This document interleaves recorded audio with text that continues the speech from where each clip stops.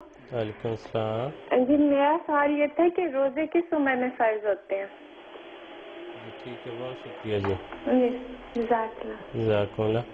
جی زید صاحب. جی روزہ بالغ ہونے کی حالت میں فرض ہوتے ہیں اور اس کی مختلف عمریں ہیں، اور حضرت مسلم اور رضی اللہ تعالیٰ عنہ نے، حضرت خلیفۃ مسیح اول نے اس پہ روشنی ڈالی ہے کہ بعض احکامات اسلام کے 4 سال کی عمر میں لاگو ہوتے ہیں، بعض 7 سال کی عمر میں، بعض 15 سال 18 سال کی عمر میں ہوتے ہیں.